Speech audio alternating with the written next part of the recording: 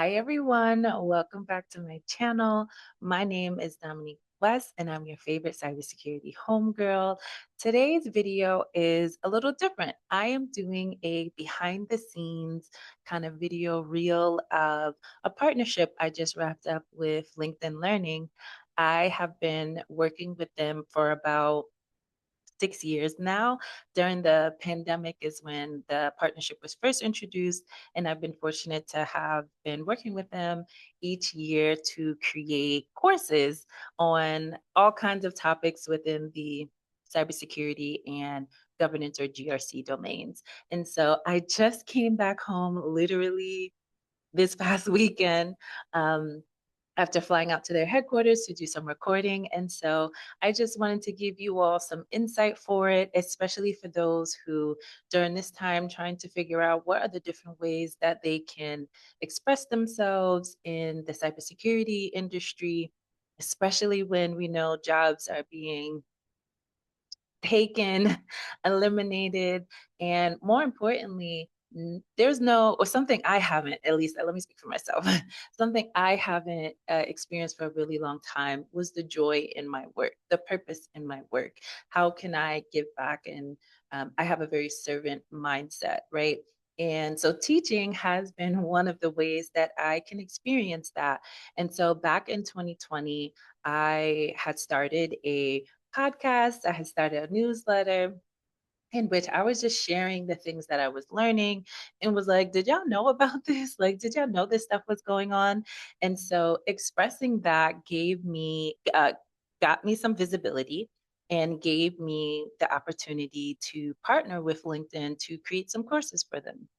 And so I wanted to take you behind the scenes in case this is an avenue that people are interested in because you can create courses, you can get royalties, and it can be a form of income and expression for you in the field. And so follow me along as I kind of take you through everything. So the process for this particular course, I was commissioned to create two beginner level courses around the topics of insider threat and compliance training. And so before I even start scripting, before I do any work, I work with their team to create a course outline where I describe the ideal audience. They give us like a template that we have to fill out, and that template will ask you like, who's your ideal audience, describe them, what's the course overview, what tools will I use, how many videos will be part of this course. They want us to be as specific as possible because they just want to make sure that it outlines with the direction that they are trying to go through with their particular department. They also have a very specific way about creating the videos. And so we have to outline like what kind of mental cognition activity each video will do for the learner. So is this going to be something they remember? Is this video going to be something where they can apply the concept that you're teaching to something else? And so I have to do all of this outlining before I even get to the scripting part for both classes. I mean, for both courses. So I make sure that I take my time with it. My next step is research, right? And all of the content that I create, I have about 5 active courses with LinkedIn and a couple with some other platforms. And so all of my content, I have a methodology where I ground myself in research first before I do anything or create anything. And it's specifically for courses, like one for LinkedIn, I tend to make sure that I'm up to date on the subject so that way I can make each of my courses as unique and authentic as possible to me. So I first went on LinkedIn Learning Platform, right? I review every course they already had on the topic, as you can see. I check the course outline for that topic. Sometimes I might even watch it, right? Some of the videos, so especially if they have a topic or a video that might be close to one that I'm interested in doing, I want to make sure that I'm hitting the topic from a different angle and not repeating or regurgitating some of the same information. There's also tons of research and reports on the topics I'm covering. And so I'll make sure to like Google the biggest reporting body or just read up on the latest reports that have come out about the topic to make sure, again, that I'm grounding myself in research before I even put any words to paper. And then my last kind of like input that I put together for this methodology is my own experience, right? Like I said, I've been doing this for almost 14 years. And so I've executed and created security awareness training at previous companies. And so I tend to use some of the yeah, my previous experience to inform how I can create this course in a very unique way. And so all of this research culminates into the course outline that I submit for approval.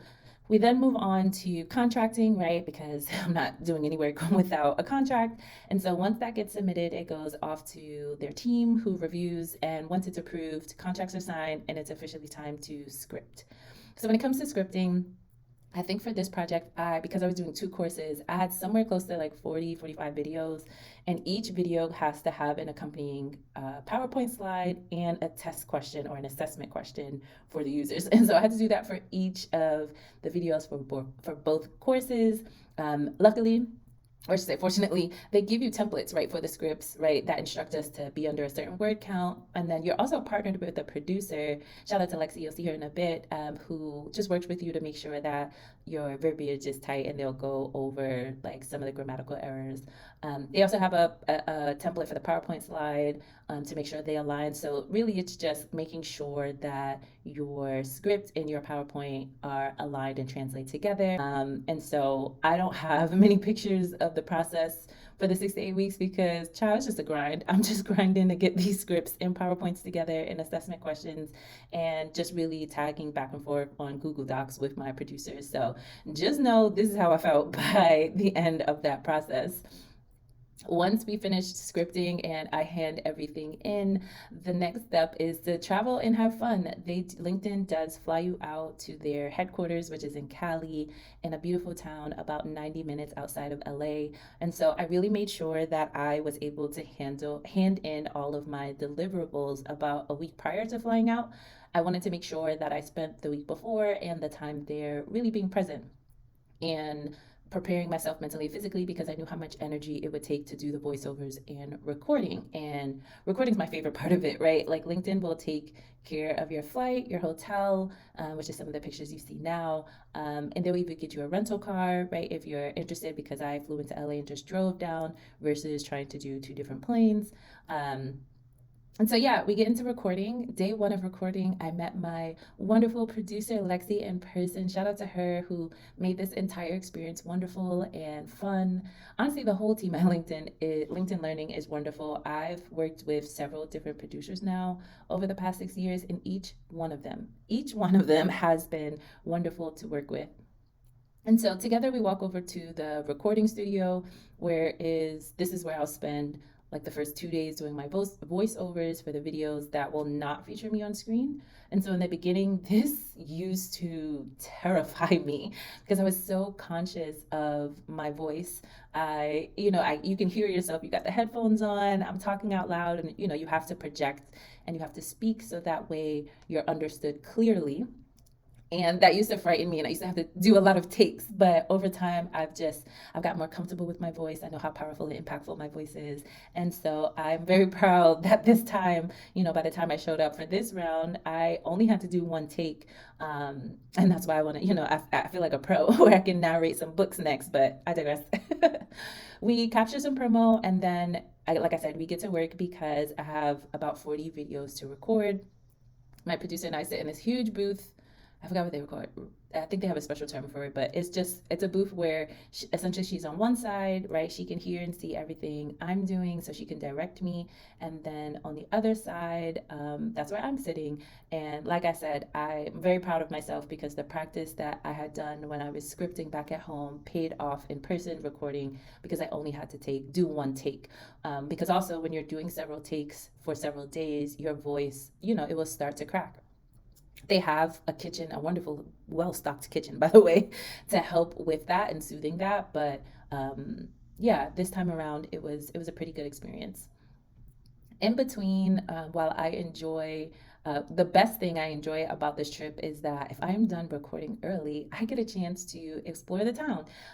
My partner traveled with me this time, and we had a ball exploring the city of Ventura, which is this very cute little beach town. They have the best fish and chips I've had because I went to that store several times.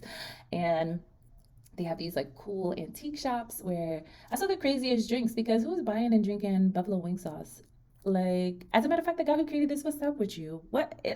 You know what I will say? That cucumber and strawberry, though, I can get down with. And it has some other flavors that is cool. But anywho, back to the regularly scheduled programming. After 2 days of voiceover recordings, on day three, the best time was saved for last. If your course on LinkedIn will feature on camera production, which means like you'll see my face instead of just hearing my voice. They will have a makeup team set up for you, a whole video production team set up for you. And shout out to Christina because I gave her a vision and she brought me to life. Okay. I mean, look at the final result. I, I kept the makeup on all day. I look so good. I really need to learn how to beat my face, right? And I need to go back to watching Jackie Aina because, yeah, if I could look like this every day, I promise you, I'd be sick. Y'all be sick of me. Anywho, once makeup and hair is done, my producer and I head over to the video recording studio, which is in the same like area but across the way from the voiceover studio. And that is where I'll meet the video production team, who are also wonderful. Shout out to Ash. And then we get to work, right? These for these two courses, I only recorded the intro and conclusion videos, as well as some of the intros for like some of the videos that had key topics that we thought were important and wanted to emphasize. But it depends. Like there are different variations of how you can record, which is super cool. Last year, I actually had an entire course recorded on camera, which was a much longer day in experience, and lots and lots and lots of espresso powered me through. But I've learned to really enjoy the experience, especially when you could just show up, right? Like I don't have to worry about setting the camera up, testing the audio. Like they cover all of that. All I have to do is stand there, look good, and deliver my lines, which is really fun.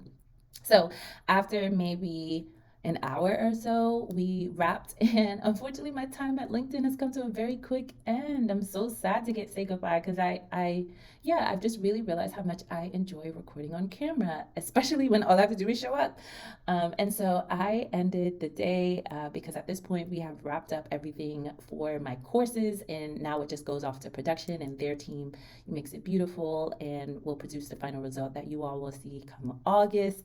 And so to celebrate, I ended the day with a beautiful bike ride through the mountains and just celebrated myself on the beach with some wine.